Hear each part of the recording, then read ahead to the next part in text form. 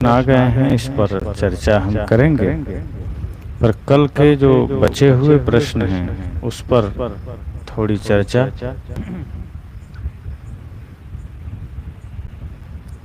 पहला प्रश्न अभिमन्यु कुमार जी का है, जो कल उन्होंने पूछा था कि परमात्मा कौन है और कहाँ रहता है, क्या करता है और कैसे प्राप्त होगा। इस पर लगभग कुछ न कुछ अंश में या विस्तृत रूप में प्रतिदिन चर्चा हम करते ही हैं। परमात्मा का अर्थ ही है श्रेष्ठ आत्मा, और वैसे तो कहा गया है कि यह आत्मा ही परमात्मा है, और आत्मा सबके घट में रहती है। जिस परमात्मा की चर्चा सामान्य रूप से लोग करते हैं कि कोई अलग ईश्वर है, ब्रह्म है, परमात्मा है, जो सबका नियंता है, जो सृष्टि का रचयिता है, एक अलग कहीं कोई बैठा है ब्रह्म, तो ऐसा तो कहीं कोई ब्रह्म बाहर नहीं है। ये आत्मा ही परमात्मा है, और आत्मा ही परमात्मा की अवस्था में पहुंचता कब है, जब वह अपने समस्त विकारों का नाश कर लेता है, तब जाकर के वही आत्मा परम स्वरूप हो जाता है, ब्रह्म स्वरूप हो जाता है, परमात्मा हो जाता है, श्रेष्ठ आत्मा हो जाता है। तो वह सबके घट में रहता है। साहब कहते हैं हृदय वसेत ही राम न जाना, कि हृदय में वह राम बैठा है और उसे तुम नहीं जानते। घट घट में वह साईं रमता, कटुक वचन मत बोल रे। सदगुरु कहते हैं घट घट में वह साईं बैठा है, कटुक वचन मत बोल रहे, किसी से कटु मत बोलो। करता क्या है, वह कुछ करता नहीं है, उसकी सत्ता में हम सब करते हैं। अर्थात जैसे बिजली है, तो बिजली कुछ नहीं करती। ये बल्ब, ये पंखे या जितने भी इलेक्ट्रॉनिक उपकरण हैं, यह बिजली की सत्ता में चलते हैं, अपने आप में ये कुछ नहीं करते। और बिजली हो और पंखे ना हो तो नहीं चलेगा। बिजली का काम है पंखे को गति देना, ऊर्जा देना। इसी तरह से ये जो आत्मा रूपी परमात्मा है, यह स्वयं कुछ नहीं करता बल्कि सबसे करवाता है। यह मालिक है। इसकी सत्ता में संपूर्ण अंग काम करते हैं, इंद्रियां काम करती है। और दूसरी बात है कि कैसे प्राप्त होगा। तो जिसकी सत्ता में शरीर चल रहा है, आंखें देख रही है, उपनिषद के ऋषियों ने कहा है जिसको आंखें देख नहीं सकती बल्कि जिसकी सत्ता में आंखें देखती है,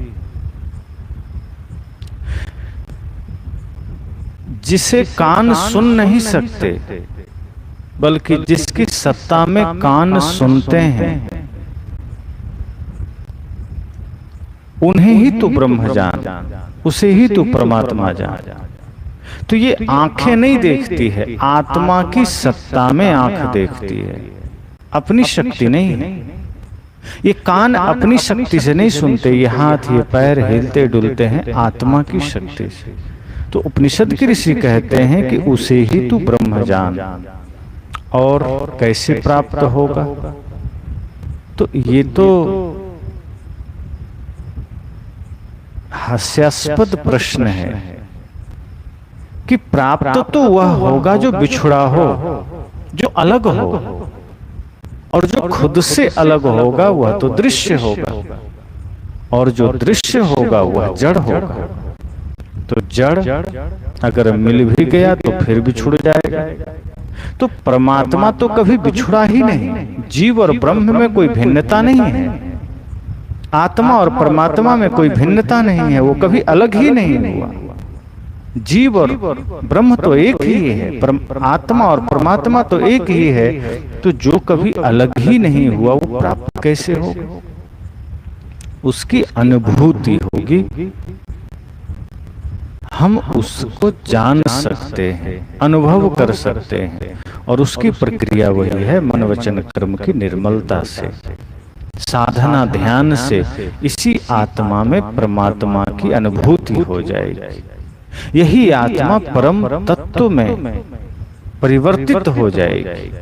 अभी जो व्यक्ति साधारण है, जन्म के समय बहुत से लोग साधारण होते हैं, पर संत गुरुजनों के संग से, ध्यान साधना से धीरे धीरे संन्यास जीवन में आकर के परम सत्य को उपलब्ध होते हैं और वही परमात्मा स्वरूप हो जाते हैं। आप जितने भी संत को देखिए, उनके जीवन दर्शन को देखिए, यात्रा हमारे आपकी तरह ही शुरू हुई, जन्म हमारे आपके जैसा ही हुआ, लेकिन धीरे धीरे उन्होंने अपने जीवन में सत्य की साधना की, समस्त विकारों का नाश किया, वासनाओं से मुक्त हुए और परिणाम में वह स्वयं परमात्मा हो गए। तो परमात्मा कभी बिछुड़ा नहीं है जो प्राप्त होगा, बस उसे जागृत करने की आवश्यकता है। यह आत्मा ही परमात्मा है, उसे अनुभव करने की आवश्यकता है। अब जैसे कोई विद्यार्थी है, यदि वो पढ़ेगा और अच्छे से पढ़ेगा तो एक दिन हो सकता है वह प्रोफेसर बन जाए, लेकिन पढ़ेगा तब तो, और प्रोफेसर बनेगा तो आदमी तो वही रहेगा, डिग्री बदल जाएगी कि कल तक वो विद्यार्थी था, छात्र था, आज वह प्रोफेसर हो गया। व्यक्ति नहीं बदला, आदमी वही है, बस पढ़ रहा था तो विद्यार्थी था, अब पढ़ करके प्रोफेसर हो गया, वही आदमी। इसी तरह से आत्मा जब माया मोह में लिप्त है, संसार में लिप्त है, तो साधारण आत्मा है। लेकिन जब यह ध्यान साधना के द्वारा मनोविकारों से मुक्त हो जाता है, तब यही परमात्मा हो जाता है। तो मिलना कहीं नहीं है, किसी से नहीं, जो मिलेगा वो छूट जाएगा। दूसरा प्रश्न दया चौहान जी का है, घर में कोई झूठ ही बोलता रहे और हर बार खुद को ही सच साबित करे तो बहुत ज्यादा गुस्सा आता है, क्या करें?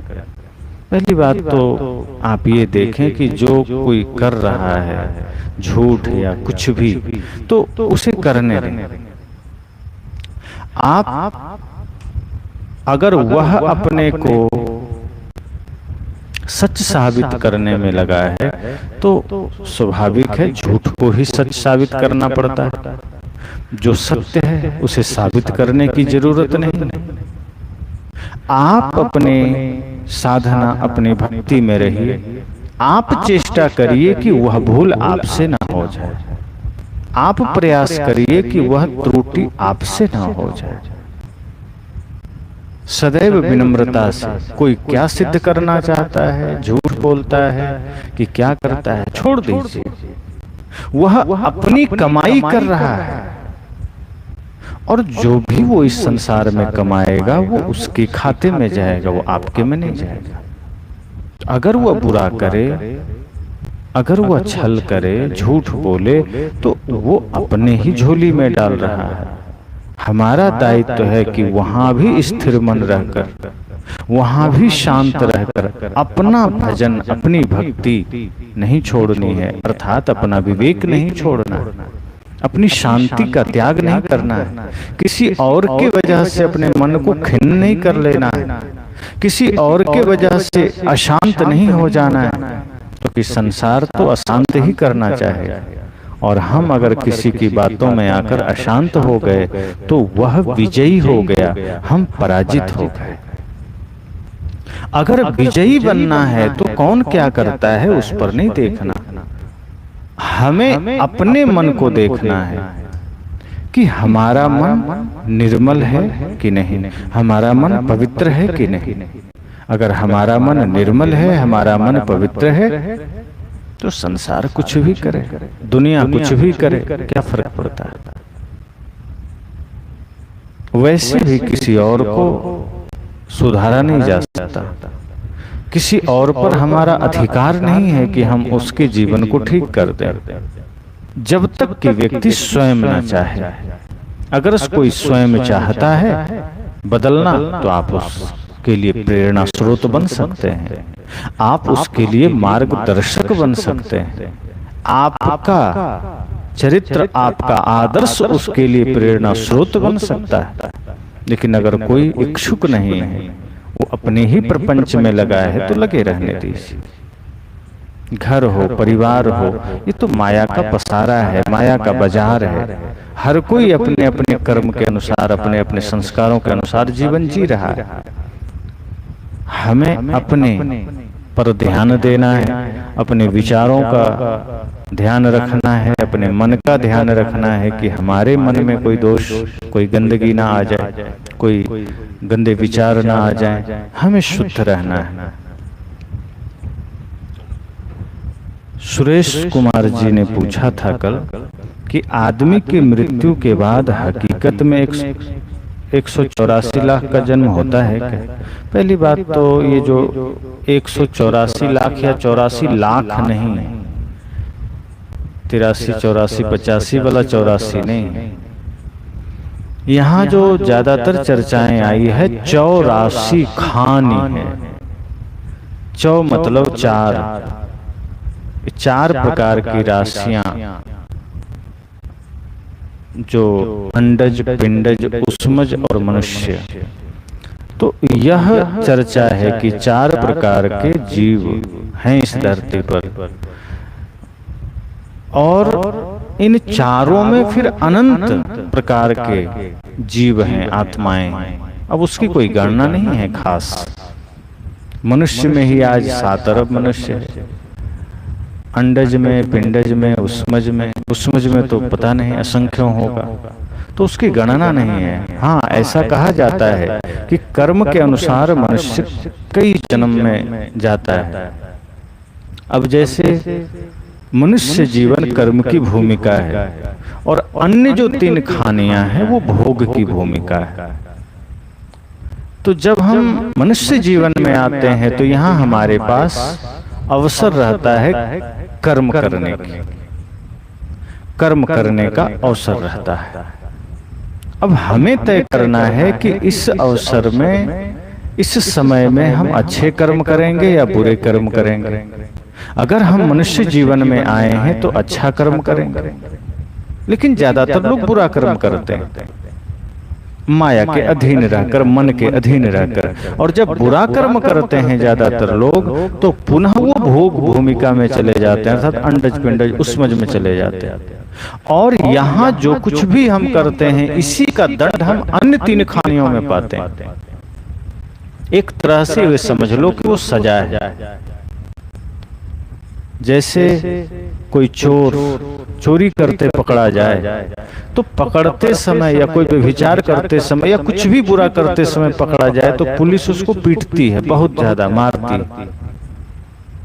उसके बाद कोर्ट में, न्यायालय में उसकी पेशी होती है, और जब उसका दोष सिद्ध हो जाता है, उसकी बुराई साबित हो जाती है, उसका अपराध सिद्ध हो जाता है, तब वो पुनः सजा मिलती है। 2 साल, 5 साल, 10 साल या फांसी, जो कुछ भी हो। अब सोचो कि पुलिस ने तत्काल जो उसको मारा पीटा, वो गिनती में नहीं आया कि न्यायालय में गया तो पुलिस ने जो पीटा वहां से उसकी सजा कम कर दी गई। ऐसा नहीं है। पुलिस ने जितना सजा दिया है, जो मारा है, वो प्लस में आ गया, वो गिनती में नहीं आया। अब जो जज, न्यायाधीश वहां सजा देंगे, वो भुगतना पड़ेगा। ऐसे ही मनुष्य जीवन में जो हम बुरे कर्म करते हैं, इसकी सजा हमें यहाँ मिलती है, और कई प्रकार से मिलती है। लेकिन जब हमारा लेखा जोखा होता है कर्मों का, तो बाद में फिर हमें सजा मिलती है। ये तो हम तत्काल गलती का फल पाते हैं, लेकिन उस गलती को सुधार ना किया, अपराधों से अपने आप को अलग ना किया, तो फिर अंतिम घड़ी में हमारे जीवन का वो निर्णय होता है कि हम फिर अन्य खानियों में जाते हैं, और वहां जाते ही हम बुरे कर्मों का फल भोगने के लिए, पुण्य करके हम अन्य खानियों में नहीं जाते, और फिर वहां हमें भटकना होता है, इस जन्म में उस जन्म में, न जाने कितने जन्मों में हम भटकते हैं। जितने भी पाप हम किए रहते हैं, उन पाप का फल काटने के लिए हम फिर असंख्यों जन्मों में भटकते हैं, असंख्यों शरीर हम धारण करते हैं, कीट पतंगे, सांप छुछुंदर, घोड़ा गधा बैल, तमाम प्रकार के छोटे छोटे कितने कीट हैं, मच्छर मक्खी।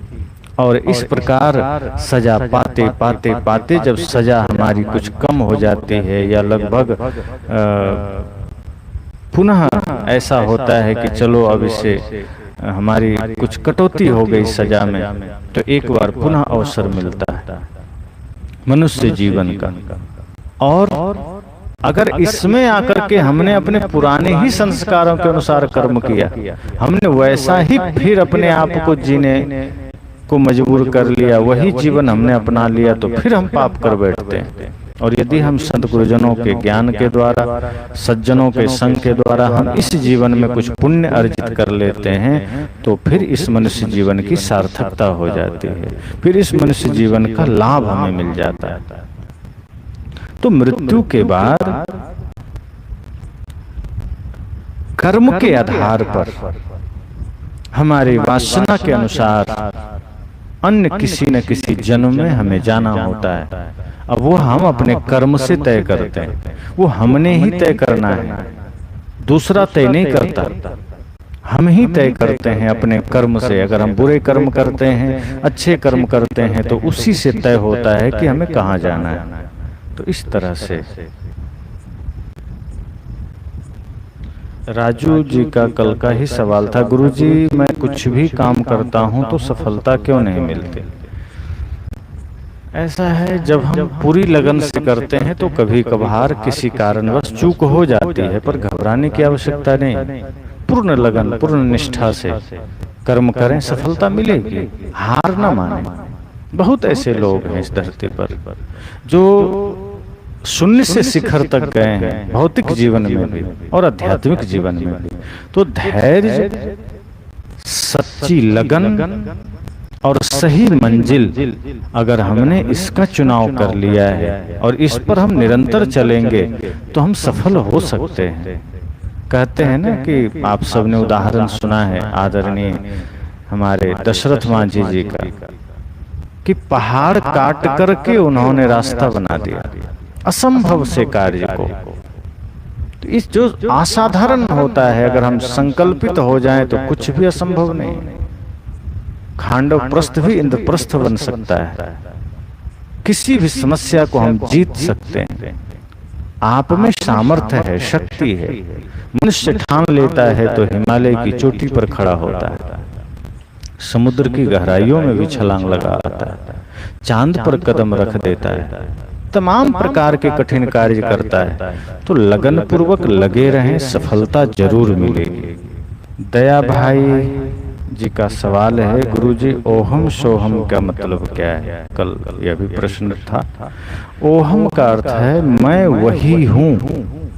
ये ब्रह्म की बात है कि जो लोग कहते हैं ना ब्रह्म अलग है, परमात्मा अलग है, तो यह बहुत से लोग इस वेदांत में यह बात आई है, तो बहुत से लोग इसे मंत्र के रूप में इस्तेमाल करते हैं, प्रयोग करते हैं, ओहम सोहम ओहम सोहम।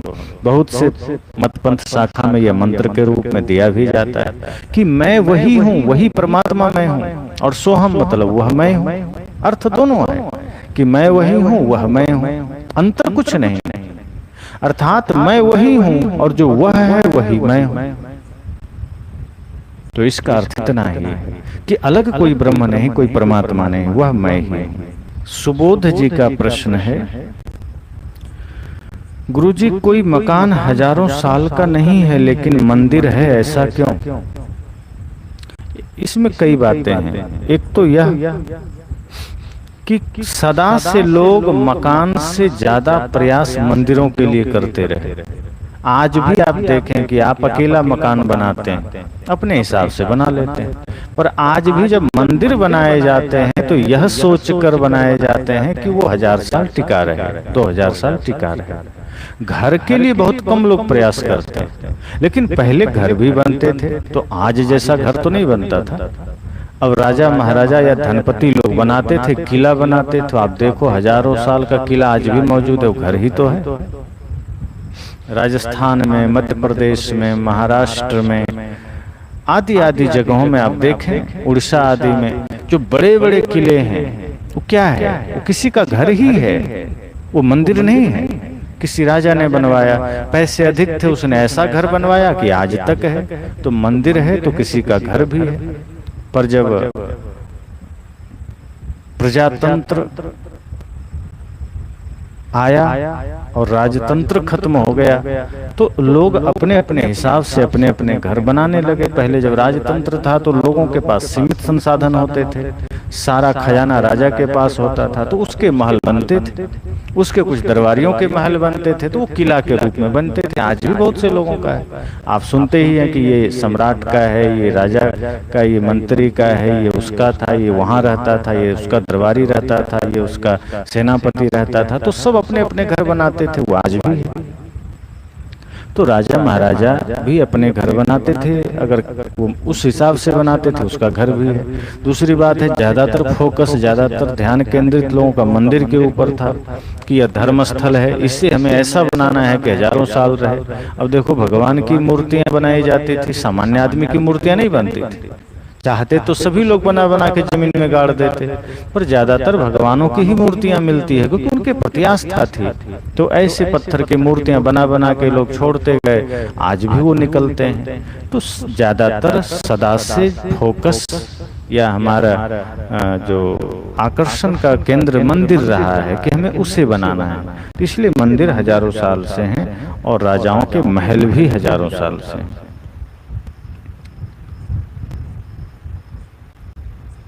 एक प्रश्न दिनेश कुमार जी का है, पानी में मीन प्यासी मोहे सुन सुन आवत हाँसी। जिज्ञासा है कि जल में रहते हुए भी मीन प्यासी कैसे। यहाँ सदगुरु कबीर बाहर की किसी मछली के लिए उदाहरण नहीं देते, बल्कि उनका एक सहारा लिए कि जैसे मान लो पानी में मछली है और वो कहे कि हम बड़े प्यासे हैं, तो हंसी आएगी, किसी को भी हंसी आएगी, आश्चर्य भी होगा कि जल में हो और प्यासे हो। जल से बाहर आ जाओ तो तुम जिंदा ही ना रहोगे, फिर जल में रहते हुए प्यासे कैसे हो। यह बात सदगुरु कबीर ने हम मनुष्यों के लिए कहा कि इस साधन धाम मनुष्य जीवन में हो और फिर भी दुख दरिद्रता में पड़े हो। इस मनुष्य जीवन में संत गुरुजनों के संग में हो, सत्संग में बैठे हो और फिर भी दुख मिट नहीं रहा। अब कोई सत्संग में बैठा है, कोई धर्म कथा सुन रहा है, कोई धार्मिक पुस्तकों का अध्ययन कर रहा है और उसके बाद कहे कि क्रोध नहीं छूटता, माया नहीं छूटती, लोभ नहीं छूटता, प्रपंच नहीं छूटता, तो इसके लिए तो साहब कहते हैं पानी में मीन प्यासी, कि सत्संग में रह करके भी तुम प्यासे हो। तुमने वो ज्ञान अमृत पिया ही नहीं, तुम ज्ञान के सागर में बैठे हो और तुम प्यासे हो। शांति नहीं है तुम्हारे जीवन में, दुख है तुम्हारे जीवन में, पीड़ा है तुम्हारे जीवन में। प्रकाश में बैठे और कहते हो अंधेरा है। प्रकाश में बैठकर भी प्रकाश का लाभ नहीं ले रहे, मनुष्य जीवन में आकर के भी कल्याण और भक्ति नहीं कर रहे। यहाँ कह रहे हो हम दुख में हैं, तो मनुष्य जीवन की श्रेष्ठता तो यही है कि दुख से मुक्त हो, भक्ति में लगो, भजन में लगो, सत्संग में लगो। तो मनुष्य के लिए यह बात है कि मनुष्य यह कल्याणकारी मनुष्य जीवन पा करके, सदगुरु संतों का संग पा करके भी अगर तुम प्यासे हो अर्थात तुम दुखी हो, तो ये हंसी की बात है, आश्चर्य की बात है। मनुष्य जीवन पा करके, सदगुरुजनों का संग पा करके, तो ये सारे भ्रम, ये सारे पाखंड, ये सारा दुख छूट जाना चाहिए। अब आज के प्रश्नों पर हम चर्चा करेंगे।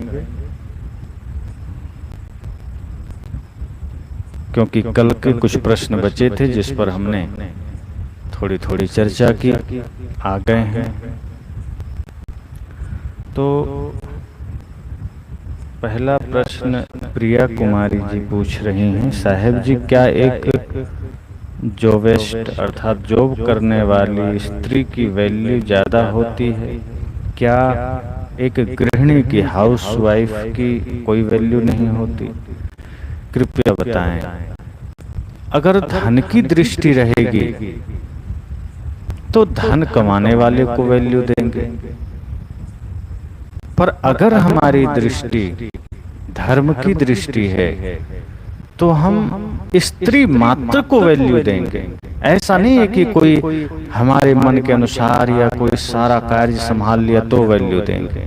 और धन की दृष्टि से भी जो नारियां, जो स्त्रियां, जो माताएं घर संभालती हैं, पूरा घर का देखभाल करती हैं, तो वो ज्यादा महत्वपूर्ण है। पैसे तो कहीं से कोई कमा सकता है मेहनत करके, लेकिन घर संभालना, घर का देखभाल करना, सारा कार्य देखना, यह कोई और नहीं कर सकता।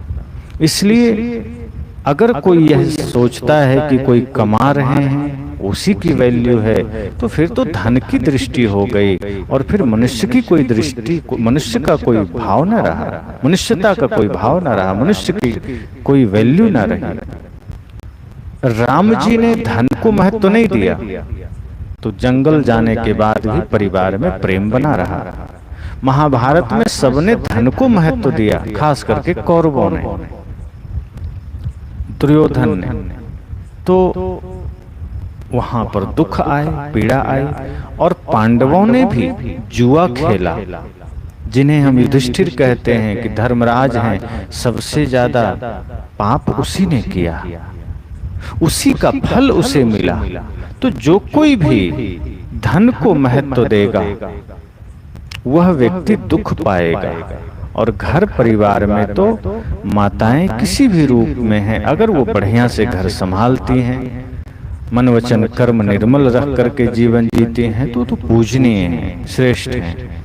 तो नौकरी करें चाहे घर में रहें, माताएं, नारियां, स्त्रियां सदैव पूजनीय हैं, वंदनीय हैं, श्रेष्ठ हैं, और सबको उनका सम्मान करना चाहिए, आदर करना चाहिए। बस इतना ध्यान रहे कि सदैव नारियां अपने धर्म पर रहें, पुरुष अपने धर्म पर रहें। जो नारी का धर्म है शील,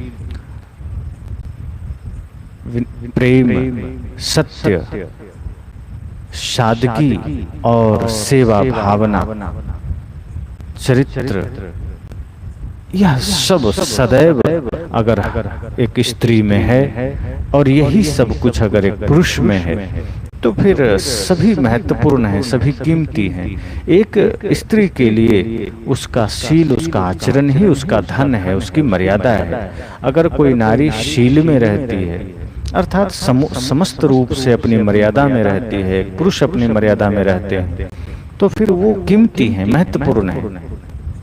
तो यह ध्यान रखना है कि हमारी कीमत हमारे चरित्र से है, हमारे आचरण से है, हमारे कर्म से है। धन तो बाद की चीज है। धन से तो ठीक है, शरीर के यापन के लिए धन चाहिए, परिवार समाज के समृद्धि और भौतिक विकास के लिए धन चाहिए, लेकिन वो सब होगा किस लिए अगर मनुष्यता ही खत्म हो जाएगी, अगर प्रेम ही खत्म हो जाएगा, तो सिर्फ जिंदा रहने का अर्थ क्या हुआ? फिर तो जिंदा होते हुए हम मुर्दे के समान हैं। अगर हम जिंदा हैं तो इसका प्रमाण हमारे भीतर सत्य हो, प्रेम हो, करुणा हो, दया हो, मनुष्यता हो। तो इसलिए एक स्त्री की महत्ता हर समय है, हर पल है। गुरुजी, सन्यास का जन्म कब होता है? जब संसार से विरक्ति हो जाती है, जब हम माया को, प्रपंचों को पहचान लेते हैं, जब हमें लगता है कि यह शरीर, संसार सब स्वप्न है, जब हम बाहर जो कुछ भी दिखता है इसे स्वप्न की भांति देख लेते हैं, तब भीतर सन्यास जन्म लेता है। और जब तक हम बाहर थोड़ा भी आकर्षण के रूप में देख रहे हैं, थोड़ा भी लालच में देख रहे हैं, तब तक सन्यास का जन्म नहीं होता। जब तक संसार से विरक्ति का भाव न जगे, जब तक माया से हम अलग ना हटें, तब तक सन्यास कहाँ। जीवन का सबसे महत्वपूर्ण प्रश्न है मैं कौन हूं। यह जान लेना संसार का सबसे महत्वपूर्ण प्रश्न है। कपिल पूछ रहे हैं कि जीवन का मूल्यवान प्रश्न है मैं कौन हूं, जगत क्या है और जगत से मेरा संबंध क्या है। यह जान लेना इस ब्रह्मांड का ही सबसे बड़ा प्रश्न है।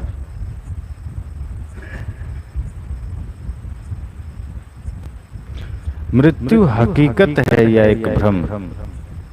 मृत्यु होती ही कहाँ है। आत्मा मरती नहीं है, शरीर परिवर्तित हो जाता है। अगर गहराई से हम देखें तो मृत्यु कुछ हो ही नहीं रहा, घटित ही नहीं होता, सिर्फ परिवर्तन है। और जो इस परिवर्तन को देख लेता है उसे पता चल जाता है कि मृत्यु तो घटित ही नहीं। जिसे हम मृत्यु कहते हैं वस्तुतः वो सिर्फ वो एक परिवर्तन मात्र है। तो मृत्यु भ्रम ही है। सत्य में आत्मा मरती नहीं, शरीर पूर्ण रूप से मिटता नहीं। मिट्टी का मिट्टी में, पानी का पानी में, आग का आग में, हवा का हवा में, ये चारों हिस्से अपने आप में चले गए। तो मिटा कुछ भी नहीं, मरा कुछ भी नहीं, सिर्फ परिवर्तित हुआ। प्रेम का यथार्थ स्वरूप है त्याग।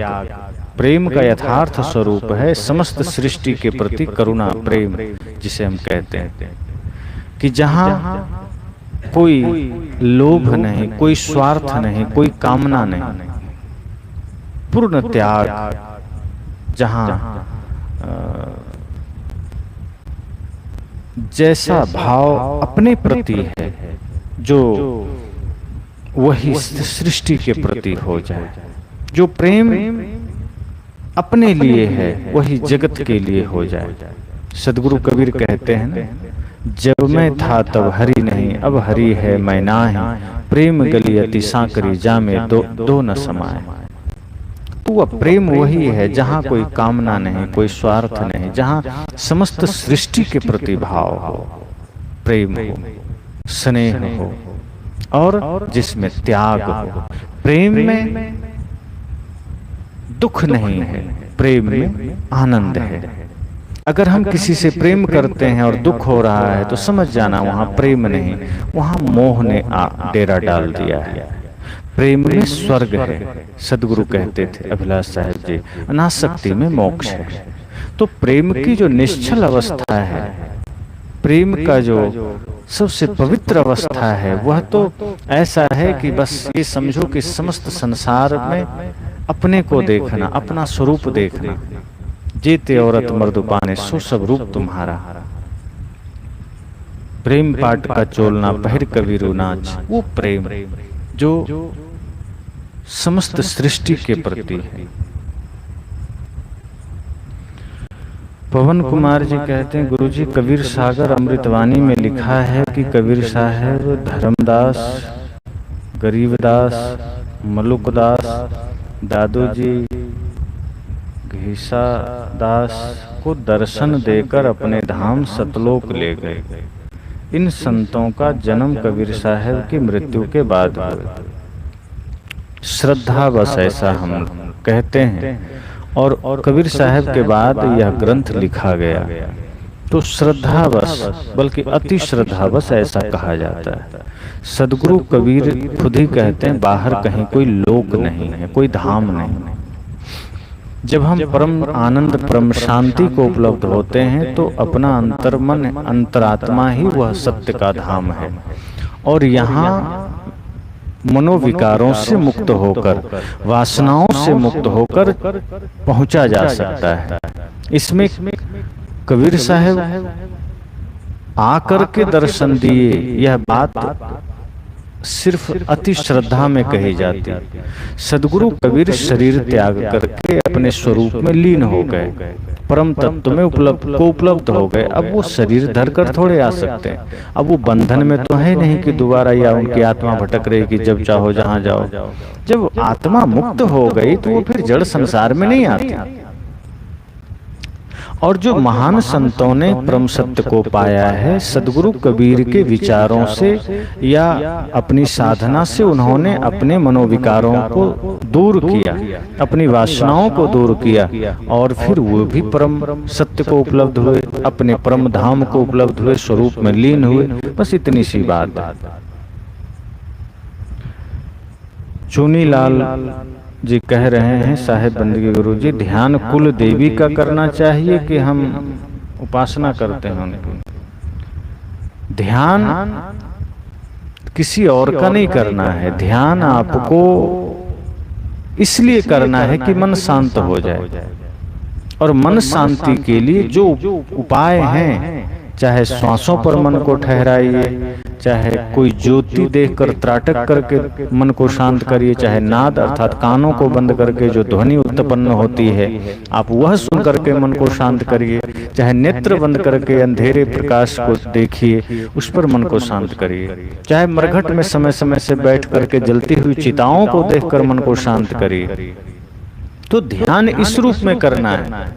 कुल देवी कोई और नहीं है, अपनी ही माँ है, वो कुल देवी ही है। या जो ऐसे देवियां जो समाज के लिए, संसार के लिए सत्य मार्ग दिखा गई, वो कुल देवी है। उनका ध्यान नहीं होता, उनके बताए मार्ग पर ध्यान रखना है, उस पर चलना है, उनके दिए हुए उपदेशों पर चलना है।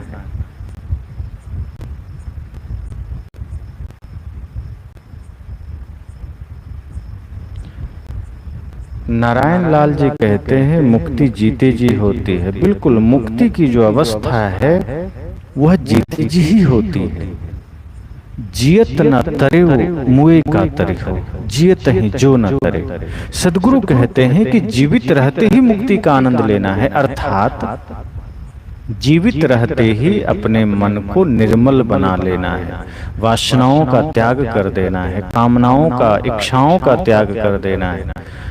समस्त मनोविकारों का त्याग जब हम कर देते हैं तो जीवित रहते रहते, शरीर में रहते रहते हम मुक्ति का आनंद लेते हैं। और जब जीते जी मुक्ति में हम आ गए, जीते जी हम निष्काम दशा में आ गए, जीते जी हम पूर्ण आनंद की अवस्था में आ गए, तो फिर बात बन गई। फिर शरीर जब भी छूटे कोई हर्ज नहीं, फिर शरीर से हमें कोई फर्क नहीं पड़ेगा, फिर मन हमें कुछ भी कहीं बांध नहीं सकता, शरीर बांध नहीं सकता। तो जीते जी अगर हमने मोक्ष की अवस्था में अपने आप को स्थित कर लिया, समस्त मनोविकारों को अपने से दूर कर लिया, निष्काम दशा में हम आ गए, तो समझ लो कि हमारा काम बन गया। और ये जीते जी ही संभव है। पवन कुमार जी कहते हैं, गुरु जी साहेब बंदगी आपकी वाणी मधुर है, आपको बहुत बहुत आभार। क्या वेदों में प्रमाण है कि कबीर साहब भगवान है?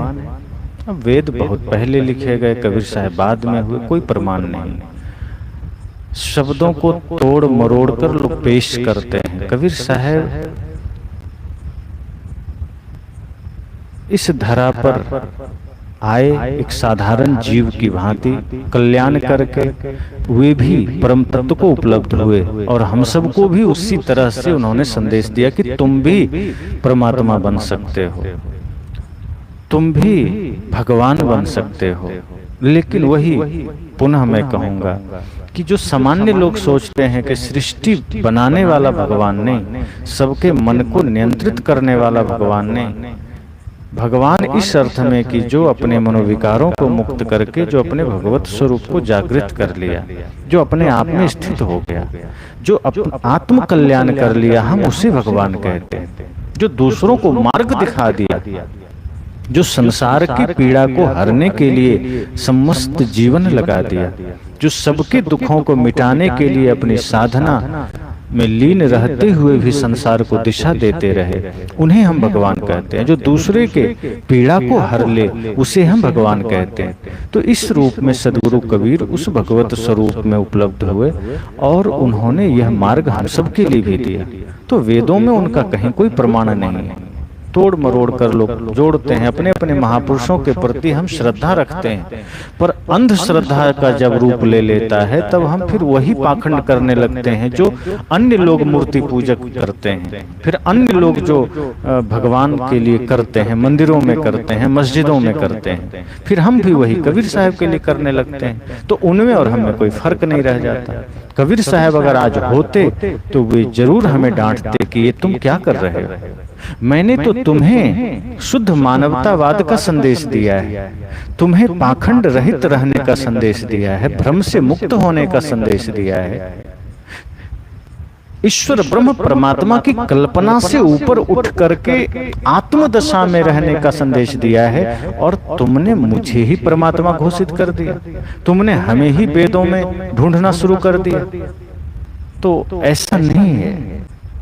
आशीर्वाद का प्रभाव ऐसे माता पिता का, गुरु का पड़ता है, क्योंकि जब वो शुभ भावना करते हैं तो एक सकारात्मक ऊर्जा उनके हृदय से प्रवाहित होती है, क्योंकि जो व्यक्ति जैसा होता है उसके भीतर से वैसी ही ऊर्जा निकलती रहती है, वैसा ही वेव्स निकलता रहता है। जैसे कहते हैं ना, एक अच्छी सी वाइब्स हमें मिलती है, एक अच्छी सी ऊर्जा का हमें प्रभाव मिलता है।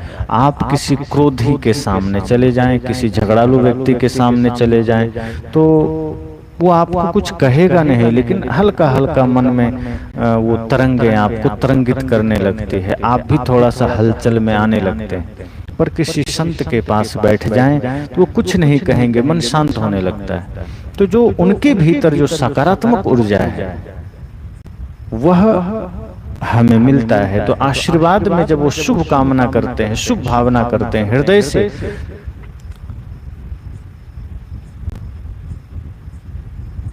अपने भाव हमें देते हैं, तो हमारे भीतर एक परिवर्तन तो आता है, प्रभाव तो पड़ता है। हाँ, ऐसा नहीं है कि कोई भी कहते कि चलो मेरा आशीर्वाद है, तुम सब कुछ सफल हो जाओ, तुम नौकरी पा जाओ, तुम स्वस्थ हो जाओ, ऐसा नहीं होता। आशीर्वाद से मनोबल बढ़ता है, आत्मबल बढ़ता है, सकारात्मकता हमारे भीतर बढ़ती, फिर हम कुछ भी करने को तत्पर होते हैं।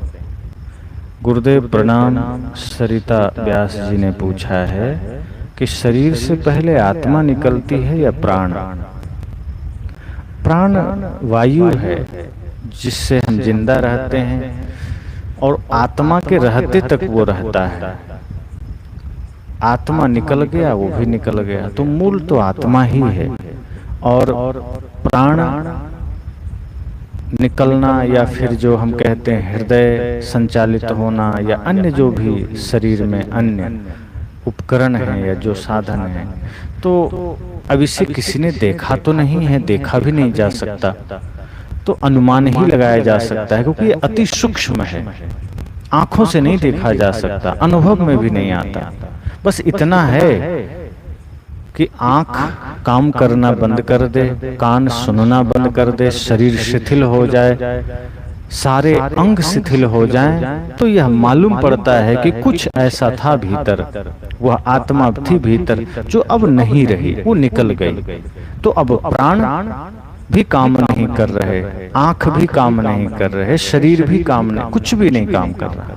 तो जब तक आत्मा थी उसकी सत्ता में सब कुछ चल रहा था, लेकिन आत्मा निकली तो वायु भी है, सब कुछ है, लेकिन वो काम नहीं कर रहा।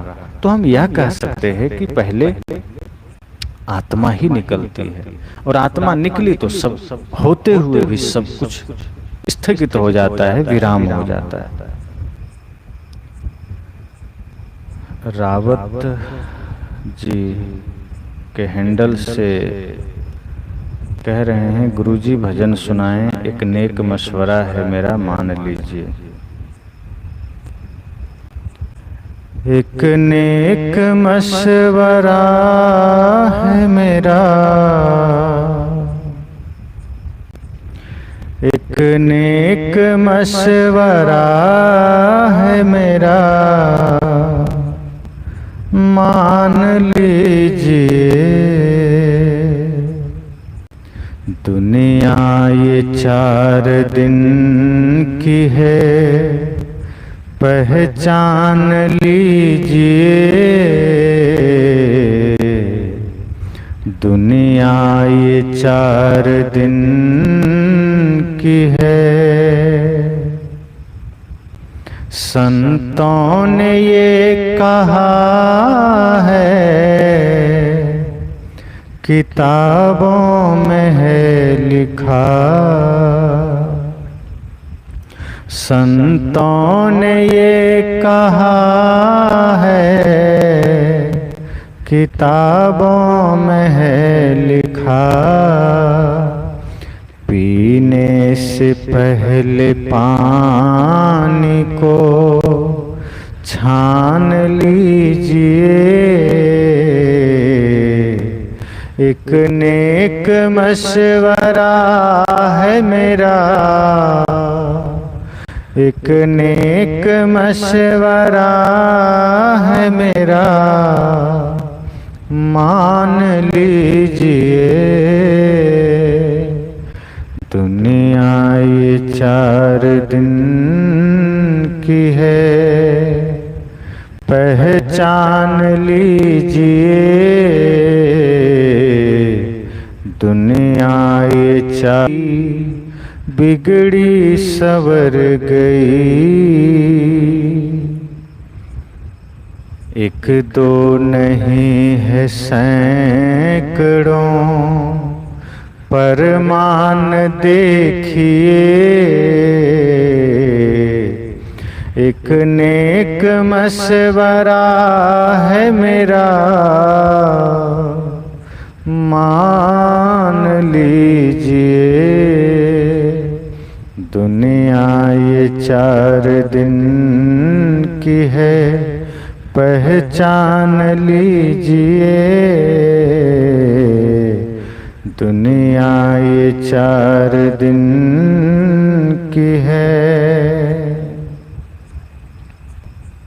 रेखलाल साहू जी कह रहे हैं, साहेब बंदगी साहब, क्या सभी देवता काल्पनिक हैं?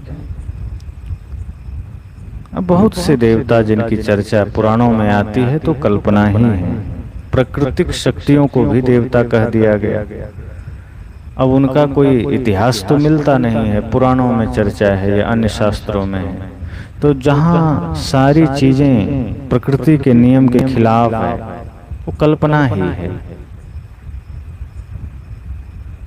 और जिनके बारे में हम यथार्थ में कुछ पढ़ते हैं तो वो उस रूप में नहीं है, वो एक महापुरुष के रूप में हो सकते हैं। अब जैसे श्री राम है या कृष्ण है, अगर हम इनके जीवन को पढ़ें तो इनकी कहानी, इनका संघर्ष या इनके आदर्श एक महामानव की तरह है, महापुरुषों की तरह है। आरंभ एक साधारण इंसान की तरह हुआ, सामान्य रूप से हुआ। संघर्षों की कहानी इनकी भी वही है, लेकिन धीरे धीरे धीरे धीरे अपनी साधना से, अपनी तपस्या से ये महामानव हुए, तो हम इन्हें भगवान कहते हैं। और ज्यादातर जिनका कोई रोल नहीं है, ऐसे बहुत से देवता हैं जो काल्पनिक हैं।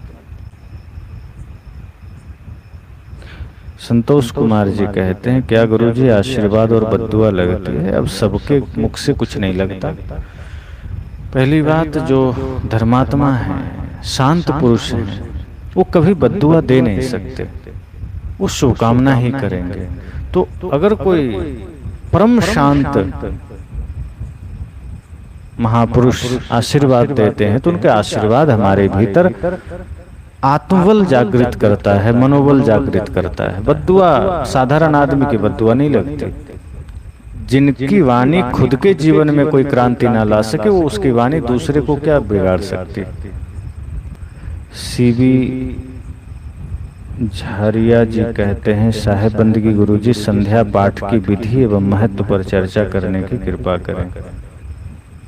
संध्या पाठ या प्रातः पाठ जो है वो वस्तुतः है तो सब ज्ञान ही, पर पाठ की बात इसलिए हमारे संतों ने किया कि कुछ समय उसी बहाने हम आत्मचिंतन कर सकें, अध्यात्म चिंतन कर सकें और गुरु संतों की लिखी हुई वाणियों का निरंतर पाठ कर सकें। अर्थात पढ़ते पढ़ते पढ़ते पढ़ते उन वाणियों का प्रभाव हमारे मन पर पड़ सके।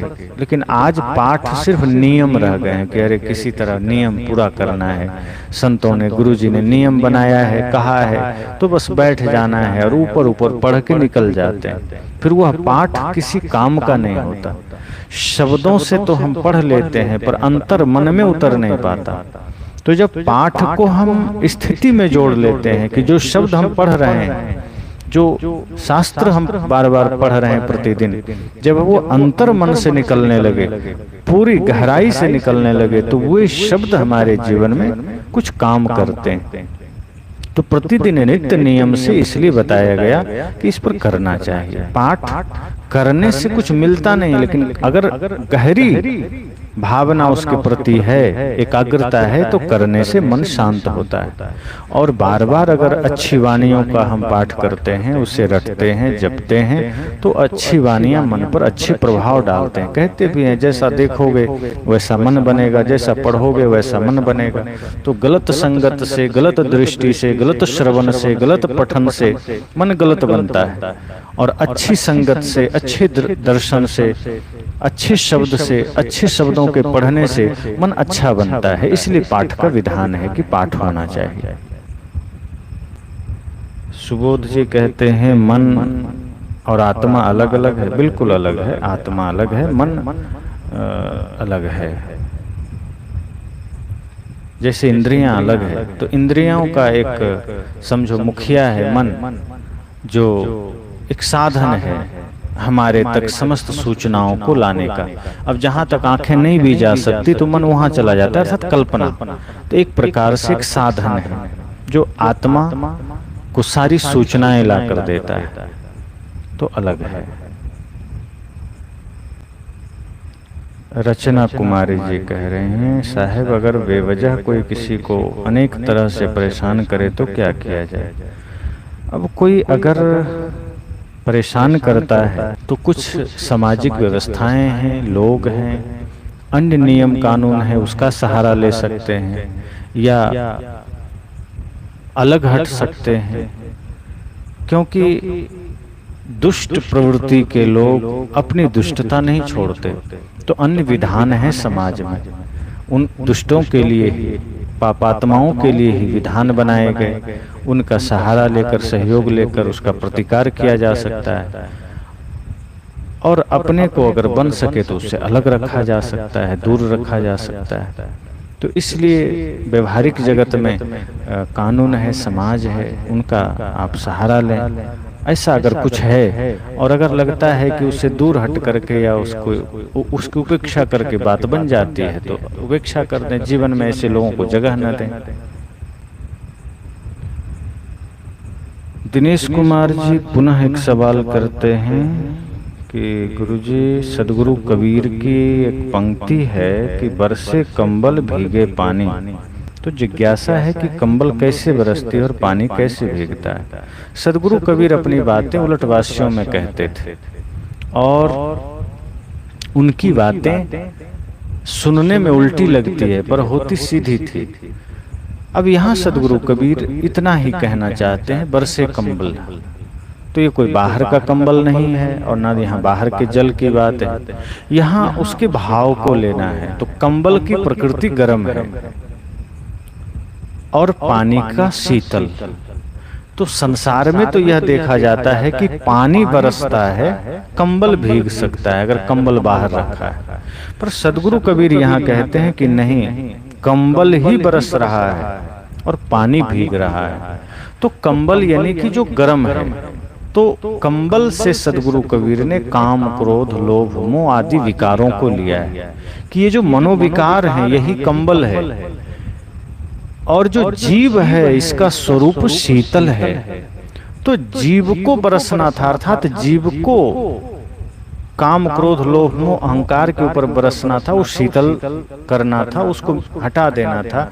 लेकिन उल्टा हो गया कि ये काम, क्रोध, लोभ, मोह ही बरस रहे हैं और ये जीव भीग रहा है, अर्थात जीव काम के गुलाम हो गया, क्रोध के गुलाम हो गया। होना तो ये था कि ये काम, क्रोध, लोभ, मोह हमारा गुलाम हो जाता, यही हमारे वश में हो जाता।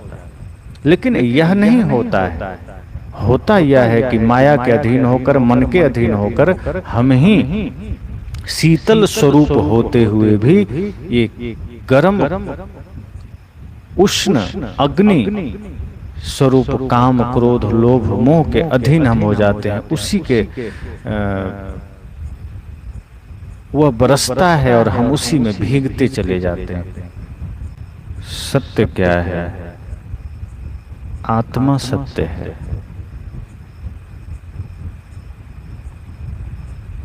स्वर्ग नरक है लेकिन बाहर नहीं है। हमारे ही जीवन में है। जब हम प्रेम में जीते हैं तो स्वर्ग होता है, जब हम घृणा क्रोध में जीते हैं तो नरक होता है। कृपा शंकर जी का कहना है, साहेब बंदगी मेरा प्रश्न है कि अगला जन्म मनुष्य जन्म का मिलेगा, इसके लिए कर्मों का मानक क्या होगा? प्रश्न किसी भी रूप में आप करें, मनुष्य जीवन के लिए मानक यही है कि बस मन निर्मल हो। एक ही बात, सारे प्रश्नों में मूल बात यही है कि अगर कर्म अच्छे हैं, मन निर्मल है, निष्काम भाव है, तो मुक्ति मिल जाएगी। और यदि सामान्य धर्म के पथ पर चल रहे हैं, सेवा के पथ पर चल रहे हैं, गुरु भक्ति के पथ पर चल रहे हैं, पूर्ण निष्काम नहीं भी हुए और एक आध्यात्मिक जीवन जी रहे हैं, दीन दुखी की सेवा कर रहे हैं, हिंसा से दूर हैं, व्यभिचार से दूर हैं, तो निश्चय ही इन अवस्थाओं में हम अगला जन्म भी मनुष्य का पा सकते हैं।